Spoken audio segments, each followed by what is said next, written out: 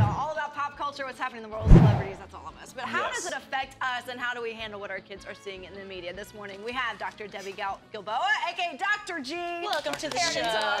Thanks for playing along. Yeah. I stumped everybody. You totally No. You feel accomplished. With no help from the internet, Thank you. right? Yeah. It's No, right, because I knew all that. So we're just going to start. We're kind of transitioning a little more seriously, obviously, in some of these topics, but because we're coming off the news of, Philip Seymour Hoffman's death, Julia Roberts' half-sister dying. It's everywhere. So how do we, as adults, handle all the media talking about, the illegal drug use and how prevalent it is and these overdoses? So the overdoses are tragic, but here's the interesting thing. It's actually kind of good news for parenting conversations because kids idolize celebrities. We think they can do no wrong, they pulled it off, I can pull it off, except even they can't pull it off. So this gives us a great chance to talk to kids and say, even when it seems like you've got it all together, you've got every resource at your disposal, you can't be responsible enough to use these drugs. It's just not possible.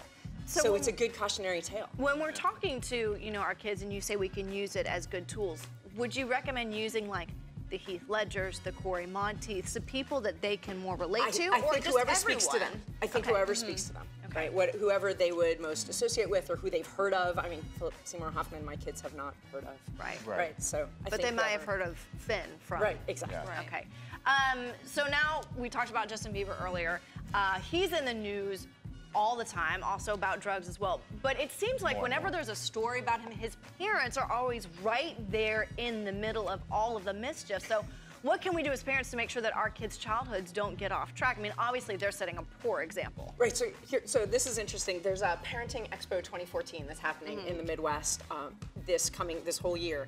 And so I've been prepping questions and getting interest from parents about this, and this is a topic parents want to hear about all the time.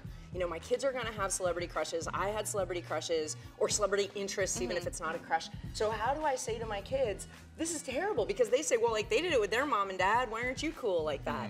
What Justin Bieber's parents aren't giving him, what our kids need is resilience. You're going to make bad choices. Things are going to go wrong, whether you're living a life that seems normal-sized or super-sized. But what they're not getting is any kind of, then what do you do? How do you bounce back? How do you handle it? All right, thanks so much for joining us. Please stick around with us, Dr. Small. We'll be right back.